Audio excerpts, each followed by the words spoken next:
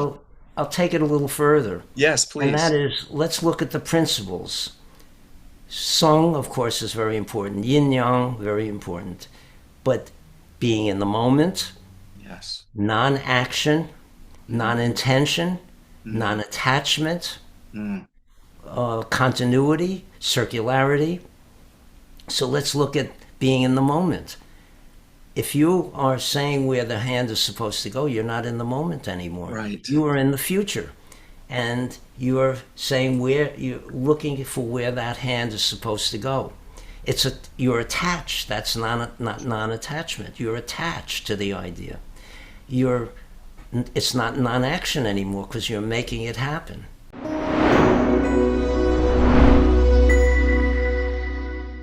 Dr. Robert Chuckrow, so nice to see you again. Thank you so much for having me. It's always a pleasure. You know, in your writings, you often approach Tai Chi almost like a set of experiments, things that can be tested through experience rather than accepted as doctrine, which is quite unique for martial arts because we're always told to do what we're told to do because the teacher said, the teacher's teacher said. What what phenomena in Tai Chi are unquestionably trainable and observable from your experience? Well, I think pretty much all of it. All of it is. Wonderful. But the question about it is how long does the training take? Ah, And how efficient is the training? mm-hmm. And that varies a lot. When your students begin, or students in general first begin studying Tai Chi, what is the first change that appears in their body or that they can experience? Well, what they experience is that they're not in their bodies, that Mm, they're not, their balance is off, they're, they have frozen tension that they didn't even know they had, and that their ability to do movement is very limited. That is coordinated movement. So they start to recognize that right away. That was certainly my experience, and start to work on it. If they do so, they start to get those changes. mm.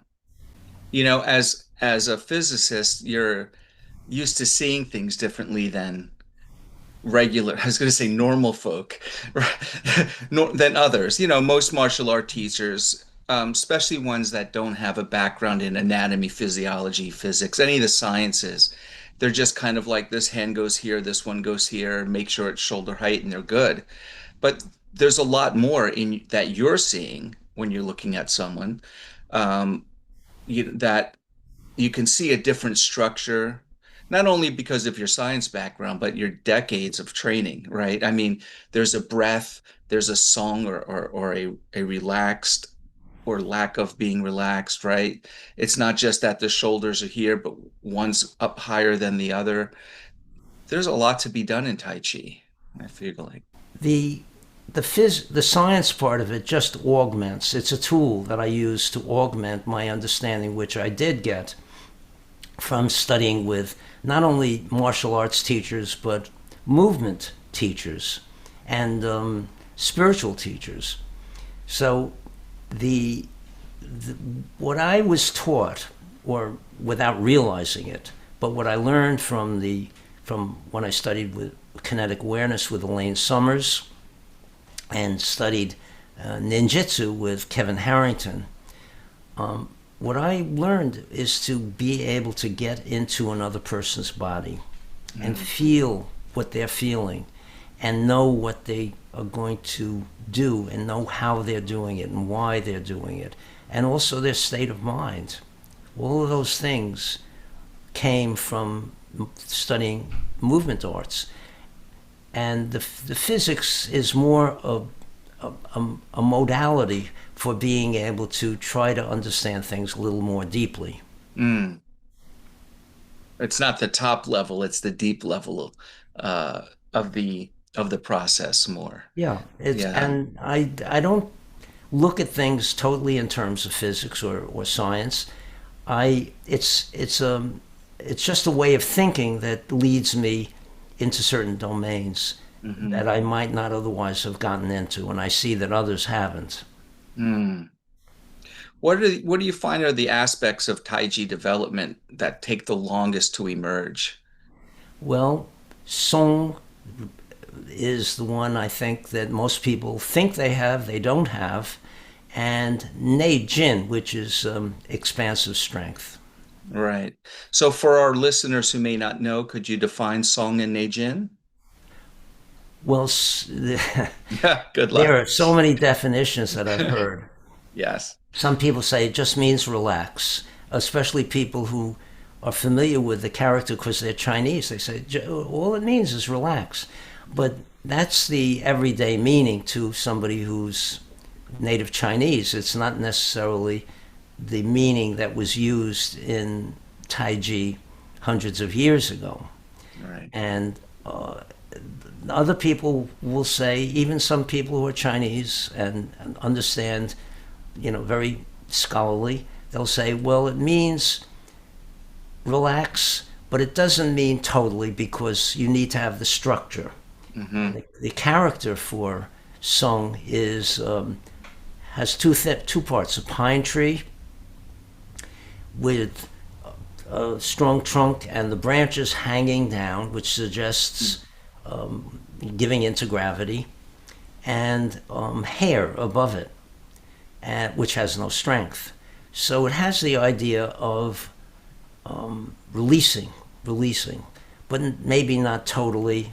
You can read into it that there's that structure. But others think that Sung just means to relax as much as possible, but still use contractive strength to do the movements. So you're refining your use of ordinary strength.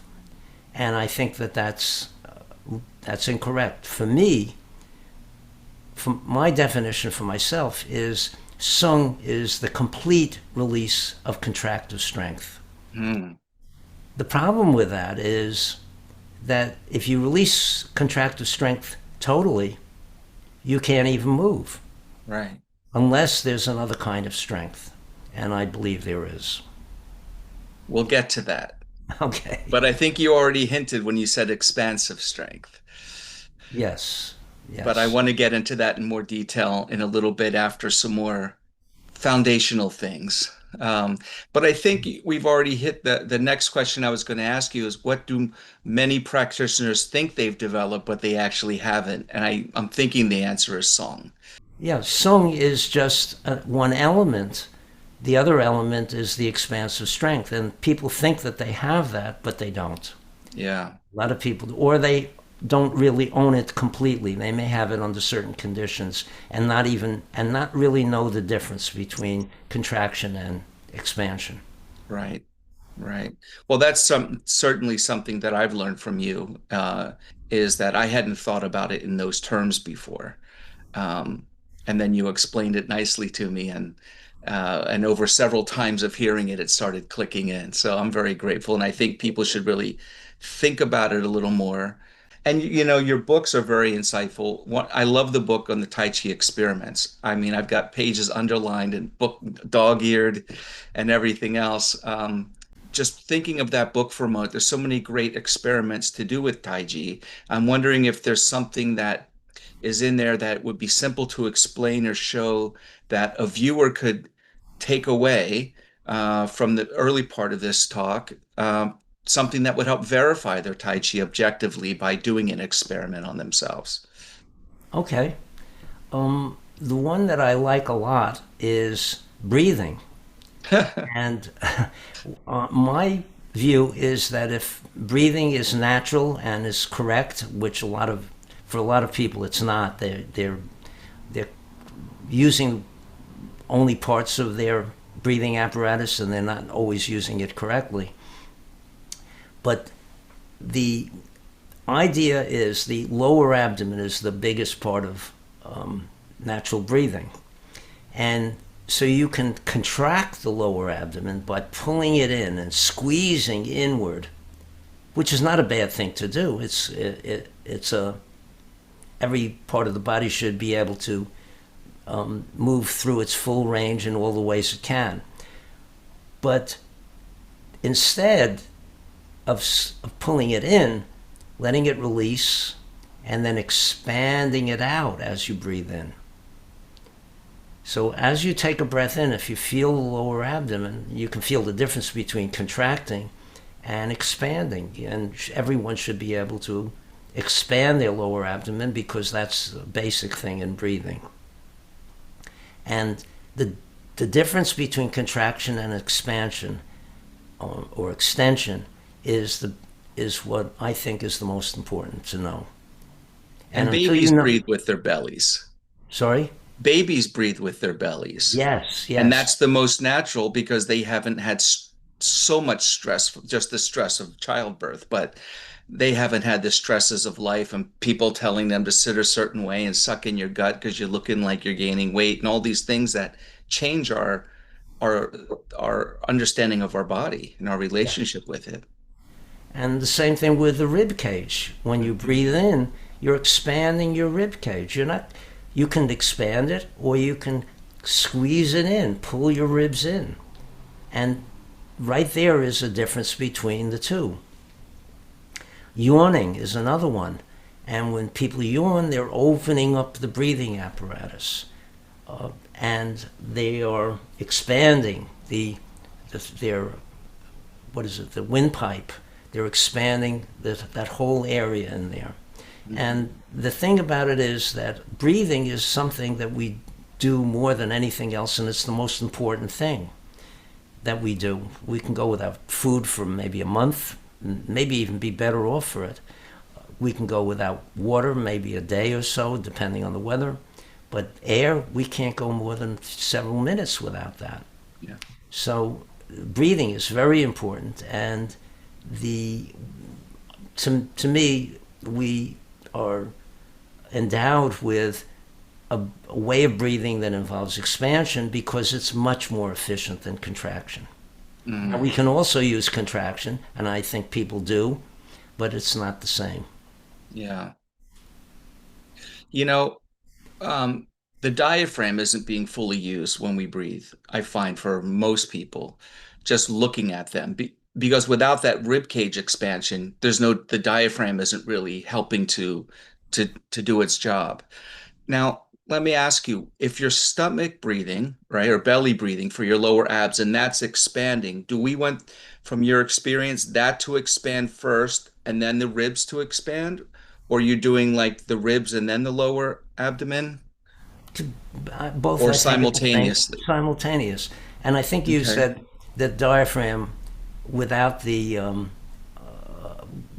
without the rib cage expanding, the diaphragm doesn't expand. But the diaphragm, to me, there are two ways of looking at it. One is that it's you can pull it down or let it release upward, or the lower abdomen expanding creates a partial vacuum, and the Right. diaphragm automatically goes there down to pull air in.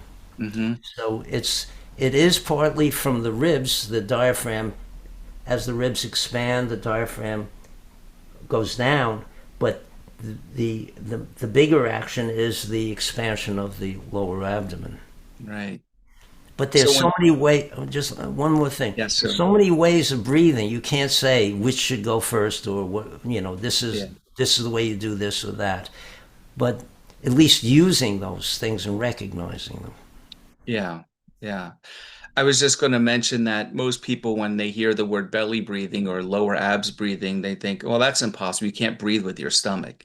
But again, it's a metaphor. It's while you're breathing, expand the abdomen, expand the lower abs Yeah. specifically. Yeah. Well, I think that's the most active part of breathing is the lower Hmm. abdomen, or should be. Yeah. And it's also the pelvis, too. I feel, Mm. for example, I'm sitting right now. I feel when I breathe in, I can feel the lower lobes of the pelvis, which are called ischia, opening out. The lower Hmm. part opens out. When I breathe out, I can feel them going in. They don't move very much because of I'm sitting, but I can feel that action, and I feel it when I do take when I'm standing or moving. So this is part of what makes Tai Chi an internal martial art because you're activating all these internal parts of the body and by putting our attention to them, if we can feel and experience that, that's almost the real experience of the practice. Absolutely. Wow. Yes, I agree totally. And most people think Tai Chi is just a really long choreographed form, unless you're doing the short version. And it just takes forever to get that choreography, right? And Yeah. then to do it with proper stepping and weighted legs. But really, like we're discussing now, the more important aspect of it is this internal development. What does song happening allow something next to happen? Well, in my definition of song, the lifting of the arms and lowering of the arms, which are basically the same, because we're doing it slowly, we're not letting arms drop, Mm, is done. If it's done by expansion, what it's doing is opening the joints, releasing the holds that we tend to have on the blood vessels, on the chi, on the muscles, etc., and feeling, allowing the joints to move naturally.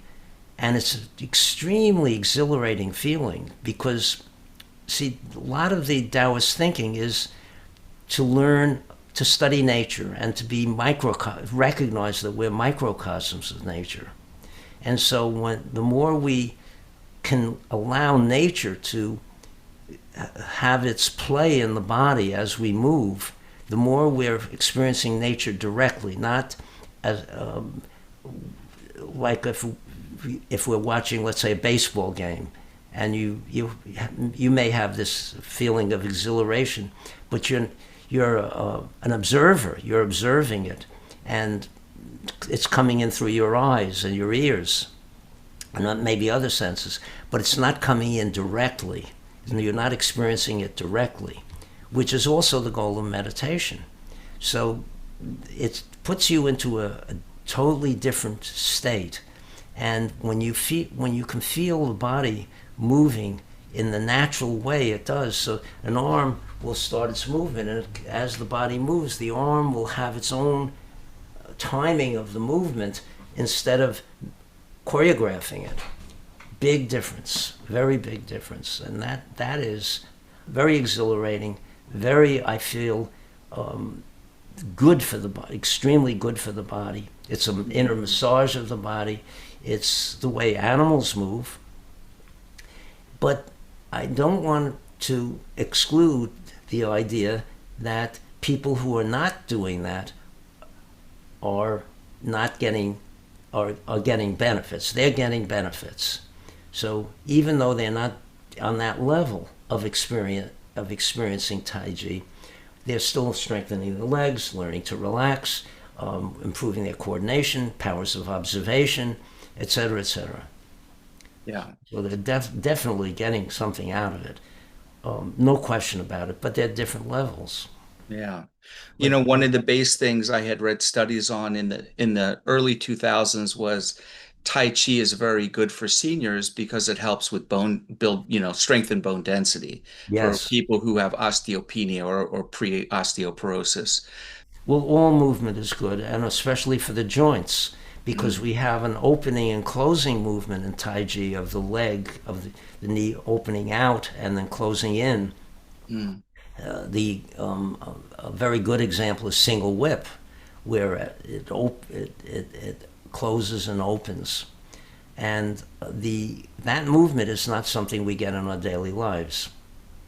It's not. Walking doesn't do that. Walking upstairs doesn't do that. Walking on a treadmill doesn't do that.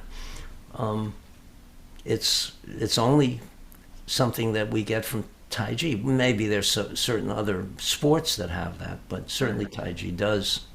Yeah, you're right. As I'm thinking about it, things like move hands, like clouds, we don't Hmm. generally do these kind of circular cross, we grab diagonally, right? And we push and we lift and pull and raise, but there's so many directions that we're not moving in, especially with the ball and socket joints like the hips and the shoulders, and then all the hinge joints that you're speaking of. And the movement shouldn't be forced movement Right. using contraction, but if it's opening things. You had talked just a moment ago, you mentioned single whip, which is one arm up and the hand held in kind of a crane form, and the other hand is extended in front. A lot of practitioners of martial arts and Tai Chi, they argue with each other about, oh, we have the original, and our teacher was the best ever, of course. They have this wholehearted belief in what they're doing. But I wonder how much, I don't want to get caught in this loop of the conversation, but I'm curious, when you're doing a move like single whip, does it matter if the backhand is eyebrow height or jaw height and does shoulder height? And does it matter if the front hand's in line with your eyebrow or your shoulder, or doesn't it matter? Like, do those little details worth fighting for versus getting that internal feeling, or do they matter from physiological or anatomical or physics perspective? Wow. The way I look at it is for beginners, they should be shown the original way of moving. Of course, that's changed in different styles. It's different, and Yang Cheng Fu changed a lot of things. He changed the footwork a lot. I think maybe because he was getting old, and for him, old was in his 50s. He didn't go much beyond that. And he may have had to change it for himself, or maybe for his students were getting older. It's hard to tell.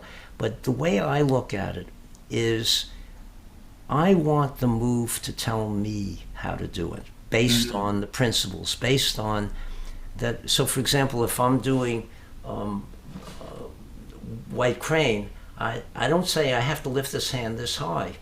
I feel how much opening the front of the body, opening the shoulder girdle, expanding it will do it based on also the turning movement, etc.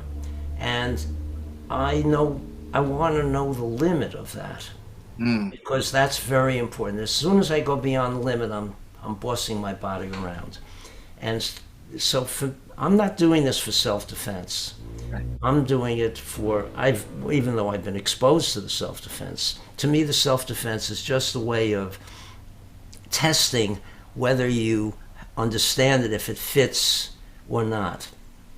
And so the natural feeling to me is more important. And people will say, how far back should the hand go when you do repulse monkey? It goes where it goes, where you feel the momentum doing it, the opening of, let's say, the shoulder joint, and you don't see what I'm doing, but you feel the all the things that are, going on in the shoulder joint and in the chest, in the shoulder girdle, in the back, and recognize that it's not a matter of making it happen, but allowing it to result from the movement itself, the shifting and turning. And expansion, I only use that to neutralize gravity. My idea is that then I don't go beyond neutralizing gravity when I do the form, and I'm exactly neutralizing the effect of gravity at each moment, which is changing. It's constantly changing. So that becomes a very valuable exercise because you're mentally connected to what you're doing in that kind of way. Does that make any sense? That makes 100% sense. And it actually, this is why I love talking to you, Robert, because you always spark things in my mind to look at something differently. So if I can just repeat back to you a little bit with my understanding of what I've just heard or my interpretation of it. So let's say this a Tai Chi movement, any somatic movement, doesn't have to be Tai Chi, but from this principle, um, has a template, a 3D template that your body would conform to in the best case scenario in the world. The top master says this is the best case scenario for the meridians, for the lungs, for whatever. But my shoulders are tighter and I'm shorter than that master. And we don't have the same lifestyle and I'm hunched at my desk so all the stuff is different. So if I can at least get to the edge and and into that template groove. Wherever now, I don't force it to go because that's going to cause all the muscle contraction and it's going to cause the tight breathing and it's going to cause stress and anxiety. I mean, all these things that are going to attack my body and my mind while I'm trying to relax learning this internal art. Whereas if I can get to the approximation of the starting point and allow my body to move into that template to the place where it can comfortably move, then I have an interior marker of progress for each move based on my own body, and I can measure the opening and the expansions along the way. That's fabulous. I'm writing an essay on that and I'll send it to you to edit. Well, I'll take it a little further, Yes, and that please. is let's look at the principles. Song, of course, is very important. Yin yang, very important. But being in the moment, Yes. non action, Mm, non intention, mm, non attachment, mm. continuity, circularity. So let's look at being in the moment. If you are saying where the hand is supposed to go, you're not in the moment anymore. Right. You are in the future. And you're saying where you're looking for where that hand is supposed to go. You're attached. That's not non-attachment. You're attached to the idea. You're it's not non-action anymore because you're making it happen.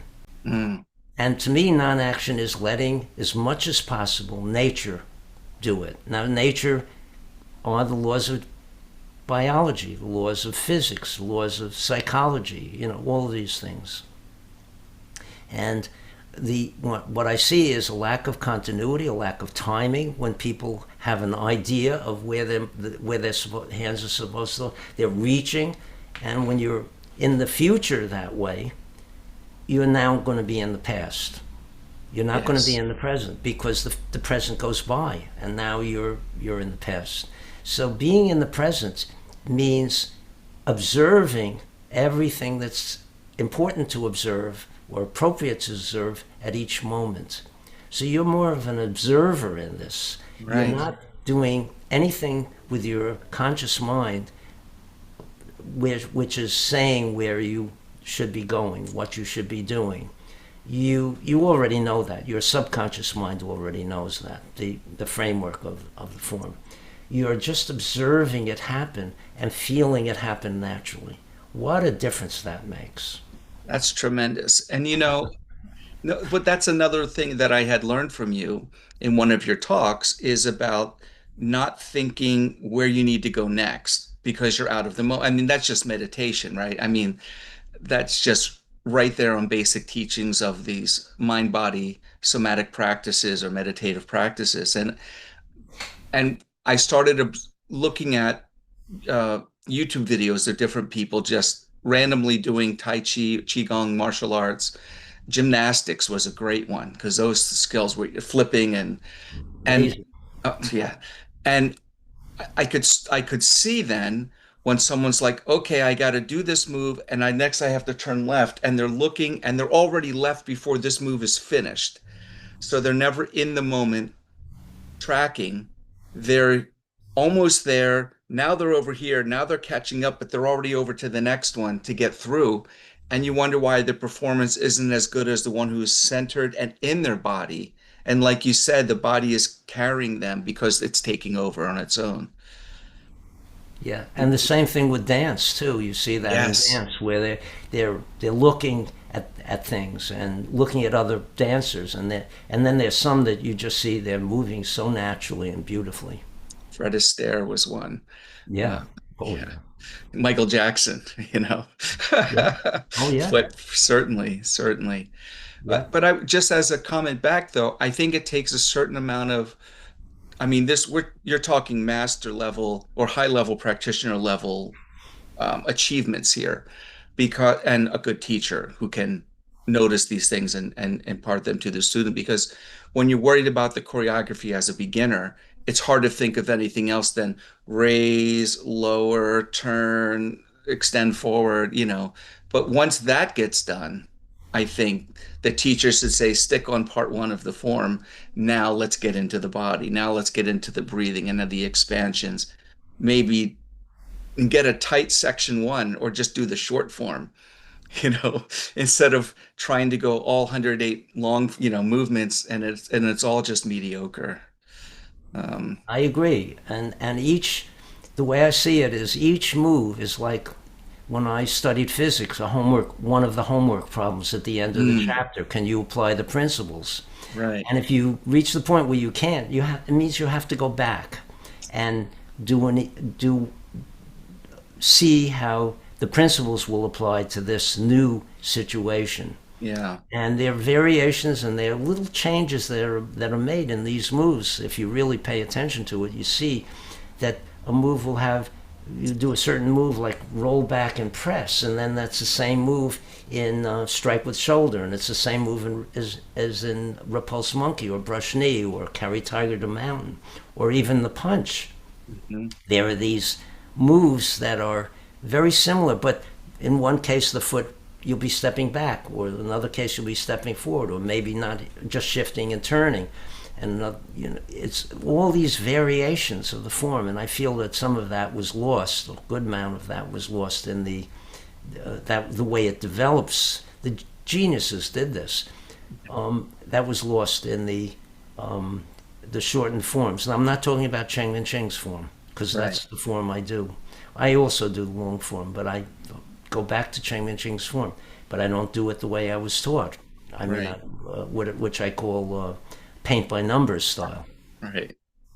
Well, that's when you have a class, 15 or 20 or 30 people. I mean, how else can you teach? That when martial arts went into the military, in Okinawa and Japan, everything became paint by numbers because there's just too many people to teach properly, you And know. also, if you can't speak the language of the students, which Cheng Man-ch'ing didn't, Yes. and everything was through interpreters both directions. Yeah. But also, he wanted to just train teachers. He didn't wasn't trying to train masters in the school, the Shizheng school that I attended. He was there to just give us, make us into top level teachers, Mm. but didn't take us further. He figured we would get that. We're smart, but not. I don't see that many did.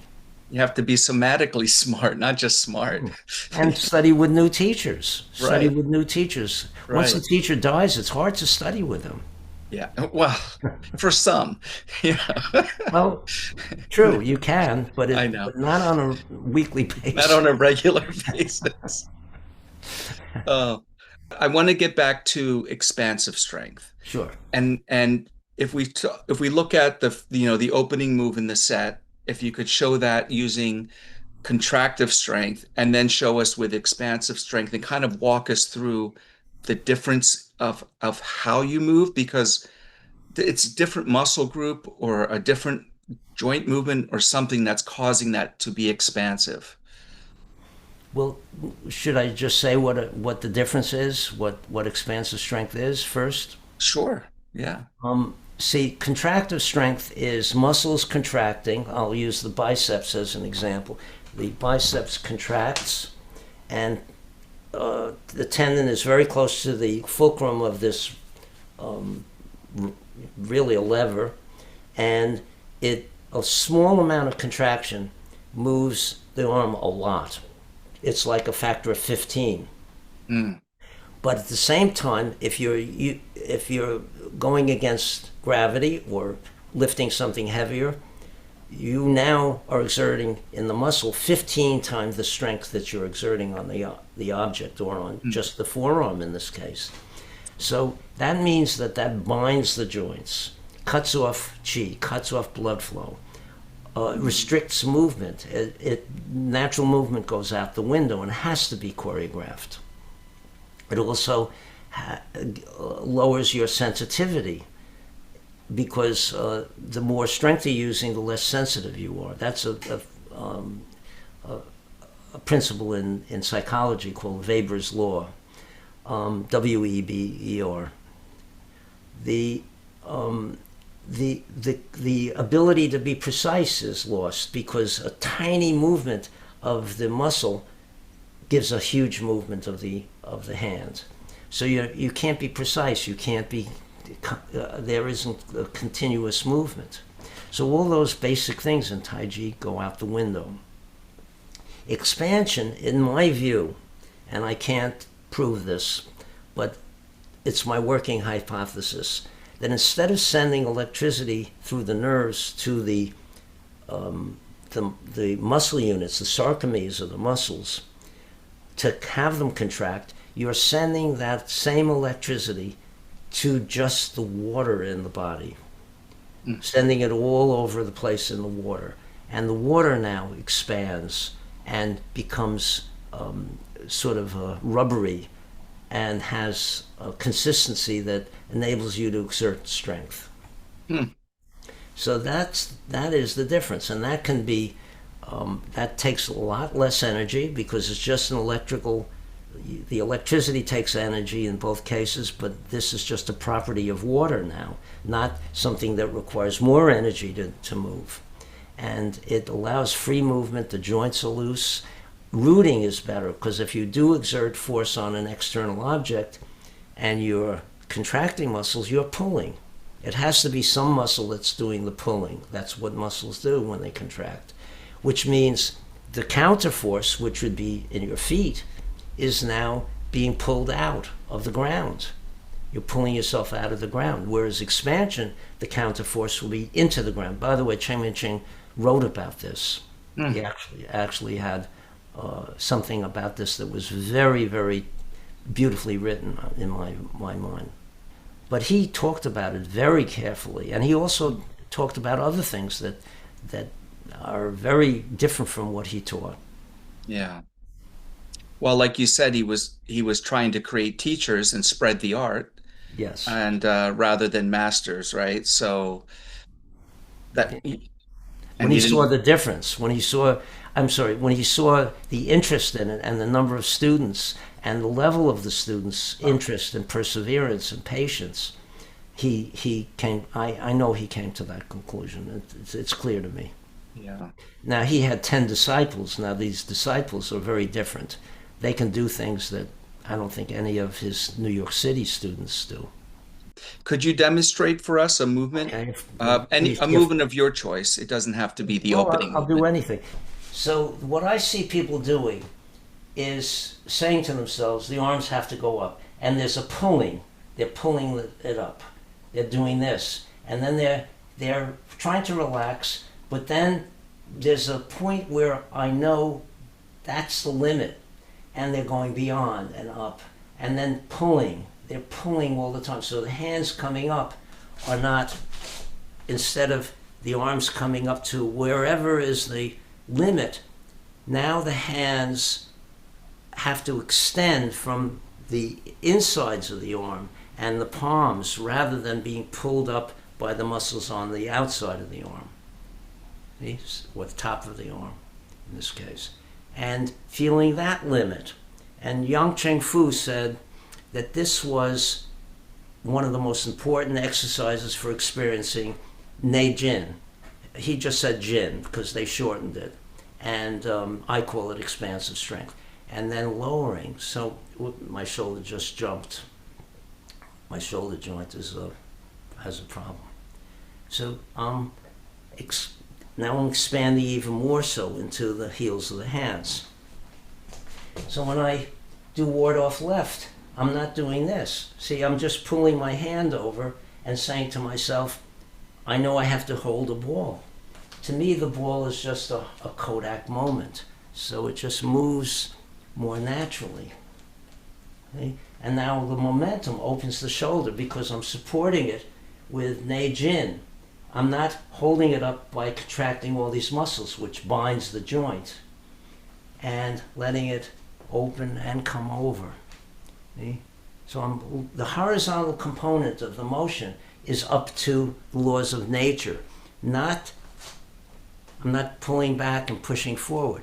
I'm just letting it be released and supporting it with expansive strength. I give it plenty of time. I don't say, oh, the hand should be here. I see this, and then pull it up. No. We just doing movement at its own rate, at its natural rate. So here again, this is like roll back and press, this left arm. And white crane, I'm opening the whole front of my body. Opening, opening, opening, opening. And I feel the limit. If I do this, it's going to be different. And let the stretch of the tissues start the next move, rather than my idea that it has to do a certain thing. So each time an arm goes forward, there's momentum, so it stretches, then it comes back. So that's clear in this move, in the push move. So all the moves, I strive to have that relationship where I'm only neutralizing the effect of gravity and letting everything else, the momentum of the shifting and turning, continue through. And the reason that I do that, the reason that I do it that way, and I think it's right, is because this is my way of looking at it.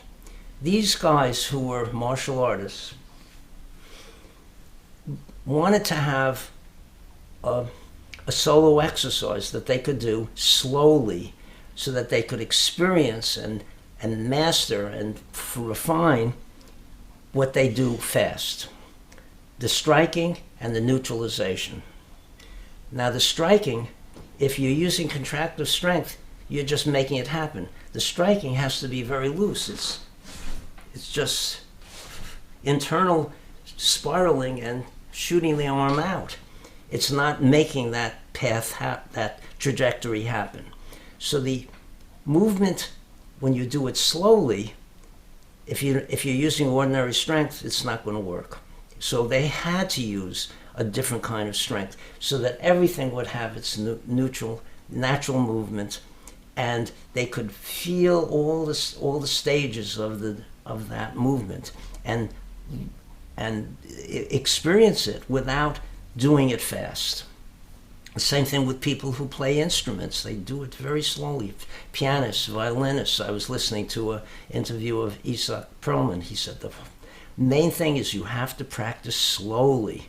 That way you see every little element of it. Just do it fast, you're not going to get that. You can't expand your awareness to that degree. So I feel that doing it this way, where I'm neutralizing gravity, is allowing that free movement that would occur in the striking. And of course the expansion, which I do as a separate thing with Neigong, I call it qigong, but it's really Neigong, internal expansion or internal work.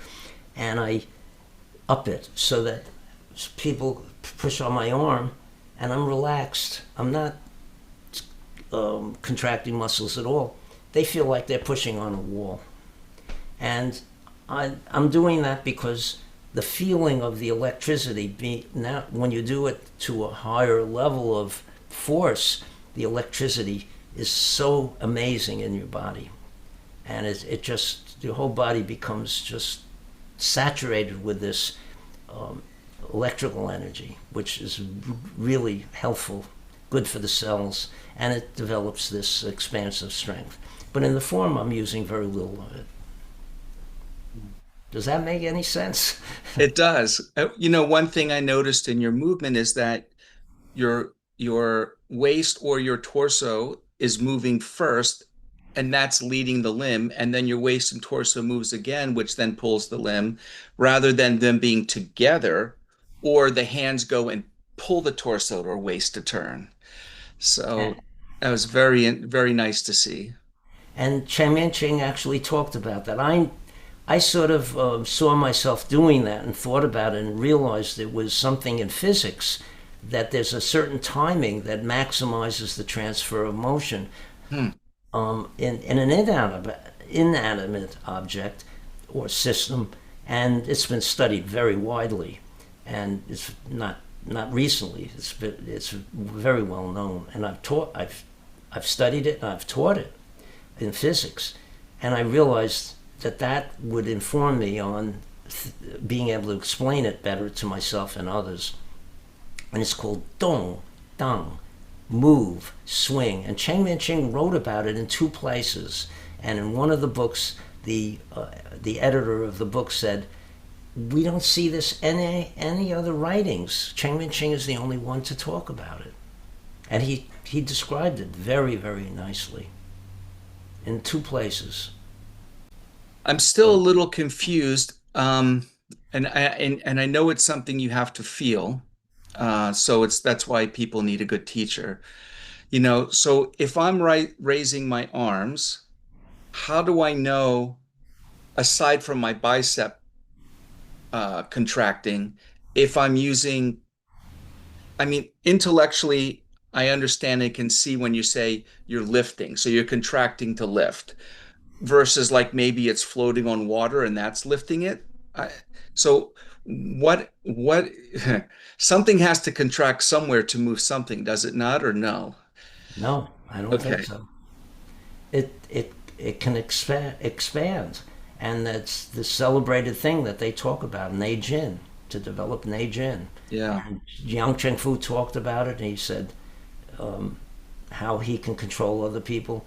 There are a lot of people that I see Yeah. on YouTube who have that to an amazing degree Yeah. and very high level. I mean, way beyond where I am.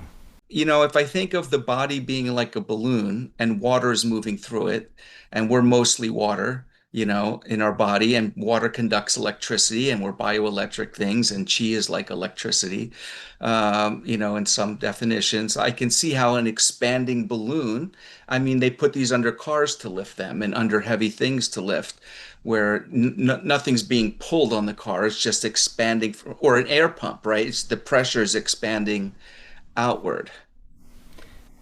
Yeah, but it's not a large movement, but it doesn't Right. have to be because once there's momentum, all It you're takes doing over. is just keeping it moving. You're not making it move. Right. So by just exerting enough strength to neutralize gravity, it's like you're in outer space. It's gonna keep moving. That's the way I Hmm. look at it, and I feel I'm doing that. Right. But it's water does not conduct electricity unless there are there's certain dissolved Salts. matter in it, salts, etc. But our body does have that. Yeah. But it's mainly the nerves that are bringing that electricity, and there is some science that indicates that scientific evidence that by applying electricity to water, it will change its state into the state I described, namely Mm. expands and forms what's called a gel. And the person doing that is was I just read a Gerald. book called The Fourth State of Water, Yes, which that's is it, about the Gerald gel. Pollack. Yes, Yeah. I communicated with him, Wow. and through email, we had a back and forth, and he agreed with me that that may be very likely happening in the body.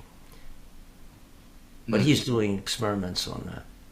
So we're making see when an arm is hanging, you don't need any strength to move it. It can swing very freely. Hmm. But as it comes up, there's more leverage, so you have to be stronger. So, but it's not a lot of strength. It's just enough to keep it moving, to keep that momentum going. Hmm.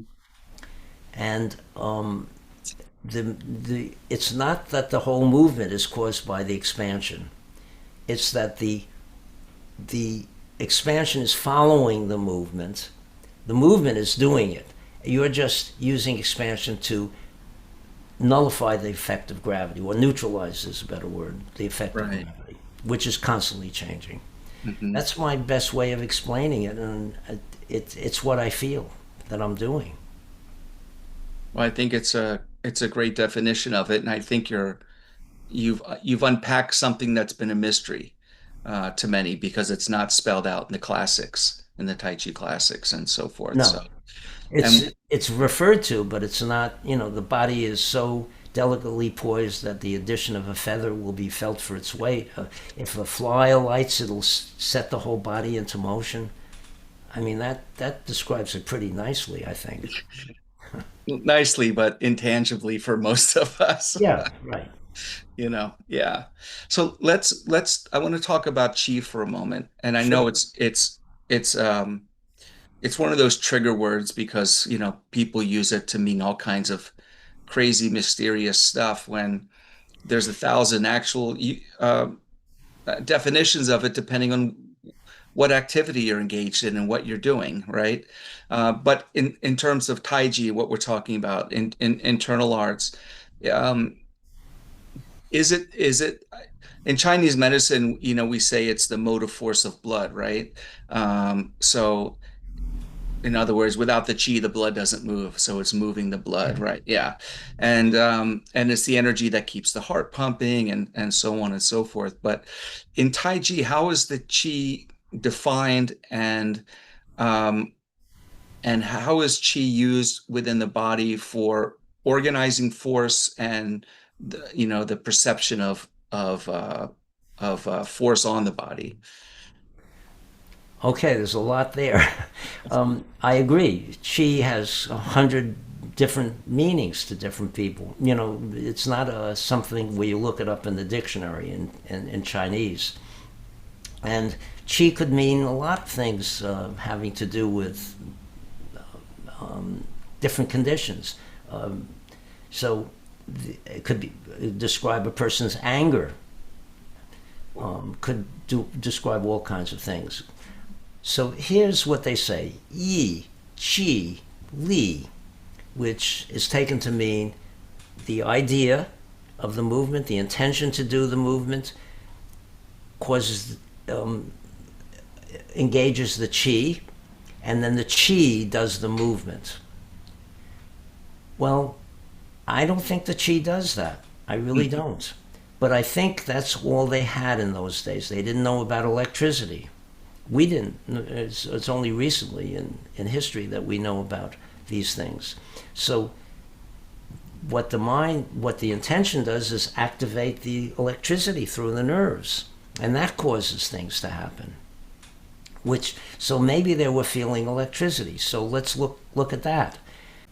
Qi, in my view, in my experience, the way I look at it, I can't say I've studied this scientifically, but what I feel when I'm, let's say, lying in bed, I can feel the chi. I can feel it. To me, it feels like electricity, which I know what it feels like because my hobby was electricity when I was a kid, and I got shot. It's amazing I'm still alive for the number of shocks I got.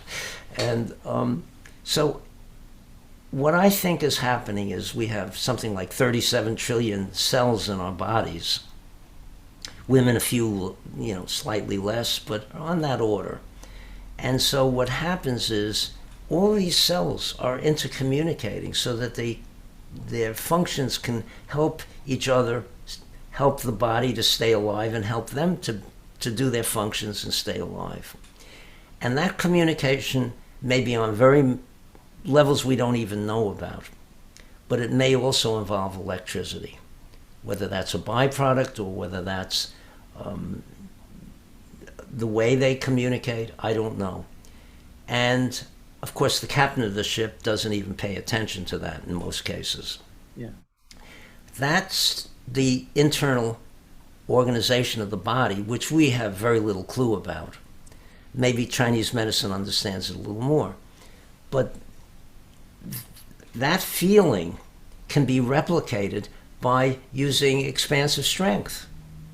But when you use expansive strength, you get that same feeling, and you say, "Oh, wow! Now I really feel the chi increased." But are you just feeling your own electricity and not that of those cells intercommunicating? Mm.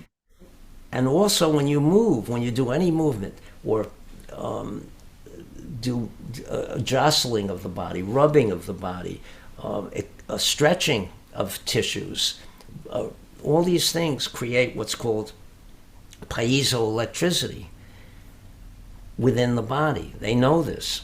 That's known scientifically. And that you can feel too. So when you do qigong and you open up and stretch, doesn't matter how you do it. If you do that stretch and then you do it enough times and then you stop, you really feel what you could describe as chi, but maybe it's not. So I think they were feeling their own neural electricity when they did those movements, and Hmm. they called it chi.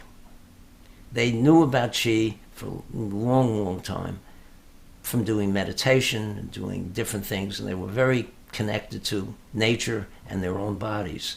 And they felt that. But electricity is electricity. So it's hard to know the difference between those three types. Right. And so I don't try to do anything with chi. I really don't feel that it's my domain to get involved. I can help my body heal itself a little bit by resting, by doing different things, maybe taking certain herbs, by the food I eat, etc., by my thoughts. But I'm not going to try to tell these trillions of cells how to interact with each other. Right. But Right. I can do exercise that creates that electricity that I do feel does help it along by the the natural movement, by the openness of the body, allowing the chi to do what it does. I don't tamper. I don't tamper. It's like you see on electrical equipment, which I like to fix. You start to open it up, and there's a little thing on it that says "No use of serviceable parts inside." Don't Opening mess this with it. up will void the guarantee, the warranty. And that's the way I feel about the body. I don't try to tamper with it. I try to help it along through thinking, my actions, etc. Right. How I view my body. And I like to see it as it really is, and not something that I want to boss around. Right. Mm. So a But ago, you mentioned three terms that our listeners may not be familiar with. So I Chi Li, so it's intention, energy, and movement, or strength rather, right? Or power. Uh, so usually what we think of is the yi, the mind leads the chi, and the chi creates the movement or sends the power. As I'm understanding, this is thousands of years ago, and so they're just putting things into nomenclature that they understood. I mean, this makes a lot of sense rather than trying to fill the gap of the intellectual understanding with modern understanding of how the body works or coming up with a mystical explanation for chi. Jump. and and that feeling of electricity will be there from doing any kind of movement, but certainly from doing expansive strength, where Mhm. you're relaxed and doing that expansion and using that electricity. Yeah, it's only very recently that we understood how it works in the body. Right. Are we still understanding it? Yeah. And that makes sense that most of the Tai Chi movements are opening outward, right? In all different directions and not really into the center. They're more moving Well, outward. there are closing movements, but it would be opening the back. So if I do Right. strike with shoulder, I'm not pulling my arms in. I'm opening from the spine, wrapping around to my Right. arms and closing the front and not going beyond that. Not Hmm. saying, oh, my teacher said to be here. Right. Going back to what we discussed in the beginning. Yes, absolutely. Now, how does chi or this idea of energy, or maybe it's the nerves or the electricity, how does that relate to the Neijin or what's known as internal power? Is there a relationship between, or can we just take chi out of the picture and just talk about Neijin? I don't use the word chi very much. If Okay, fair enough. I feel it when I go get an acupuncture. I definitely feel it. I feel it when I'm just quiescent. But how much of it is chi or my own electricity, my bioelectricity that I'm sending through the nerves, or piezoelectricity, I don't know. So I go on the assumption that there is such a thing as chi. I don't have too much knowledge about it, and I think Chinese medicine does, traditional Chinese medicine, but I don't bring it into tai Chi at all. Yeah. I really don't. And Neijin, so let's just kind of unpack that one a little bit. Internal strength. And is that another word for expansive strength in is that what I heard earlier from you? Yes. That you would And see it as that? yes, and that's the term that I use for it. Okay. And my teacher, Elaine Summers, and this was maybe over 50 years ago, knew about this and felt it and taught it, but she called it extension tension. Huh. And I don't like the idea of tension being in there. Right. Right. But expansive extension, I like that.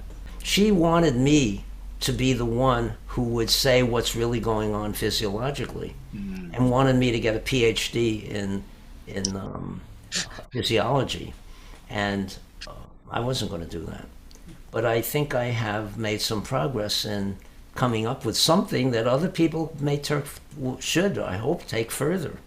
Yeah.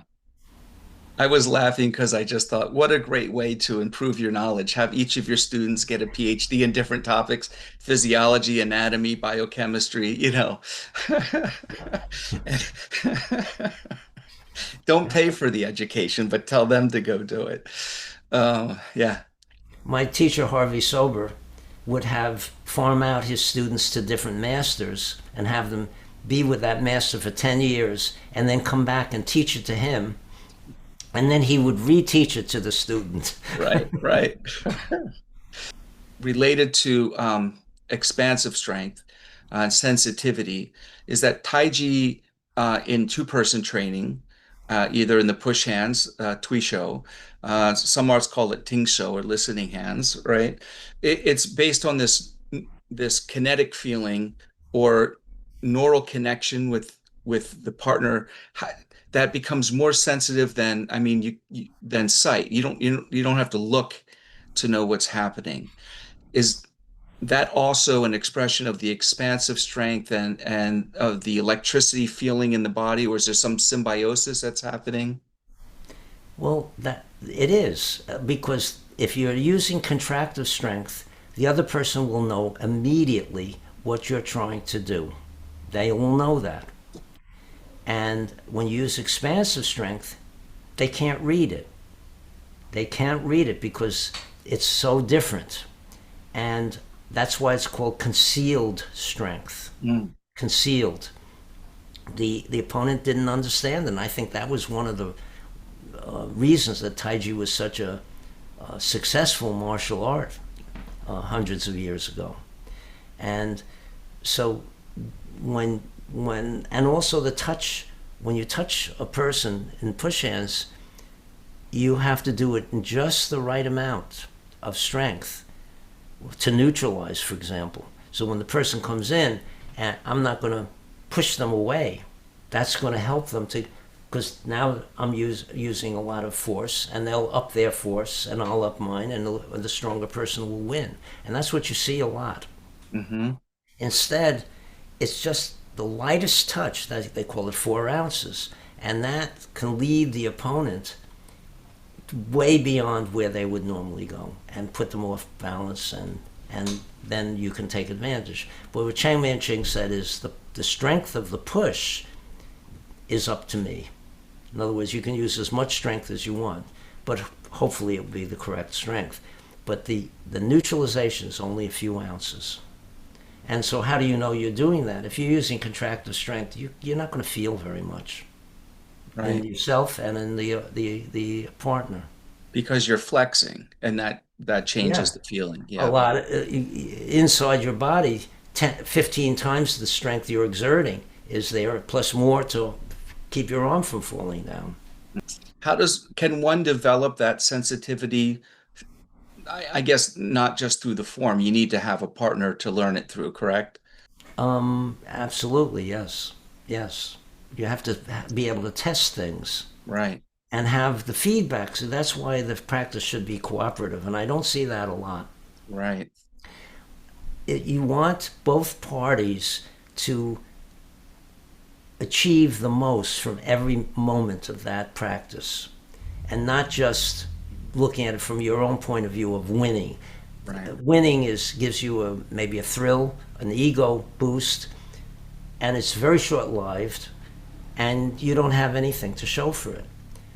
But that moment could be an opportunity if you are seeing what you're doing that could have been done better, and the other person telling you, and having this dialogue with the other person through all the things that you each know, and each one helping the other to be better, and it's helping you too as you do that. Hmm. So you both people will progress the most through not through competition, but through cooperation. Cooperation is the way to go, and I don't see that very much. Yeah. And Cheng Man-ch'ing said it's leading the other person. It's Mm. leading. So in other words, letting the person feel that they're getting what they want Right. as they come in, and leading them in the direction that they're going. So it feels to them, maybe not consciously, like they're being helped. So they continue on, and then they're beyond their balance Yeah. their balance point. But there's more to it than that, I feel, and that is, and I this was a big part of ninjutsu when I studied it, knowing what the person is going to do before they do it, knowing what's in their mind, not just knowing it, even when the person's behind you, not using your eyes at all, but just there, you can know that. And where the animals do, they feel all these things. You look at just earlier today. I was in the store, and I was looking at a woman, and I didn't know if I knew her. Her back was to me, and I looked at her, and she whipped around. She knew I was You looking could at her. feel it. She could Yeah. feel it. And I turned my head the other way. I didn't want to be caught in doing that. But I knew she really could. She knew there was a person, and she was doing something, reading something, or her mind was occupied, but she felt it and responded to it. And women, I think, are better at it than Yeah. men. But everyone can do it, and it can be trained. It absolutely can be trained. And the intent of the person to hurt you in Japanese is called saki. Ki, of course, is similar to chi, so it's the killer's chi, the chi of the killer. In other words, the negative chi of the killer, and you can feel that. It just when you are trained to feel it, it just you have to move. You have to move, and then the training also is at what point do you do that movement? Hmm. If you move too soon, the person will change. If you move too late, you get hit.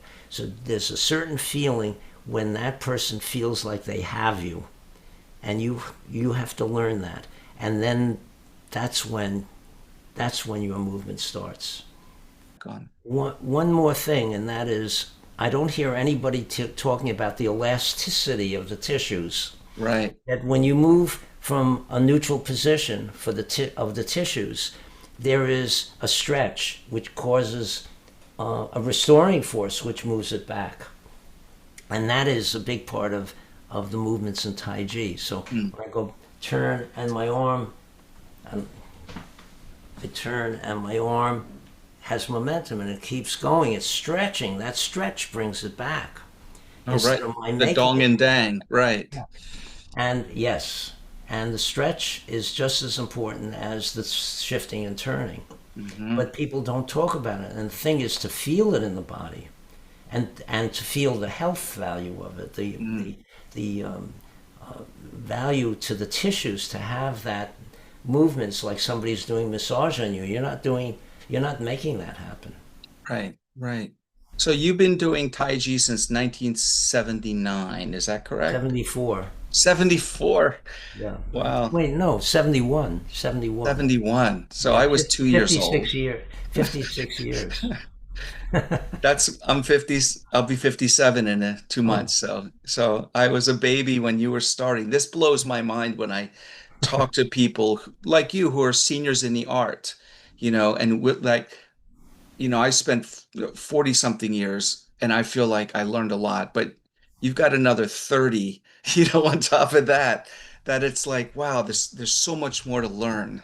yeah. And that's what excites me a lifelong student. What aspects of Tai Chi took you the longest to understand through these many decades? I think push hands. I'm still working on push hands, and I can't do what some of the top people can do. I can't even come close to doing what they do. Yeah. And I feel that not because of the ego part of it, just because I feel it would be good to end, go, when I'm ready to go, to have gone that far. And I'm always thinking of what's going to happen when I come back, Right. when I have to come back to this place, and hope that Taiji is around and that I've contributed to it in a way that it will come back to me when I start it again. Well, I think that's the case. Between your several books, which are very informative and help, they talk about Tai Chi in a language that even someone like me can understand, just a regular guy.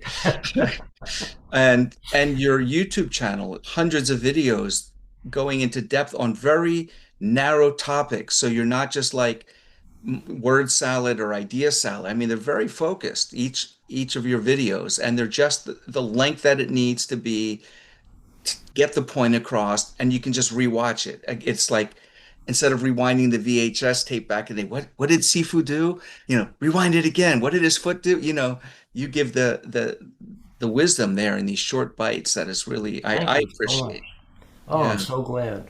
I'm so glad. That's my goal, is to pass as much of what I've struggled to learn on, so that people don't have to struggle the way I did, because I want them to get the benefits as early on as possible. Hmm. If instead of having to wait 56 years before you get something, get it in a few years. Maybe it'll take longer than that, but not a lifetime. Is Tai Chi still needed? I mean, is it a practice that we need? I don't think there's anything like it. I really don't. Yeah, I agree.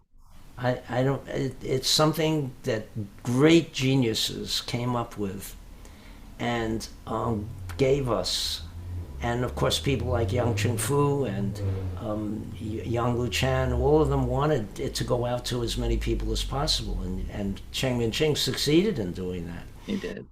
And there's nothing like it. There's nothing that has the thousands of years of knowledge that go into Tai Chi. I don't see it in other things. Now maybe there are other things that have different knowledge in them, but Tai Chi is absolutely amazing. You could do it a whole lifetime and still be learning more. There's still more to go. There is Amazing. indeed. Oh, goodness. Dr. Robert Chuckrow, thank you so much for this conversation tonight. I Thank really you. enjoy speaking with you and Likewise. the Yeah. knowledge that you share. Thank you. Thank you. Thank you And so what you much. said about me, I see you this similarly. I you're like a sponge. You really have an amazing interest in understanding and learning and taking what you know, which is so much, further. And that's so admirable. It really Oh, is. thank you. I I really appreciate appreciate it. that.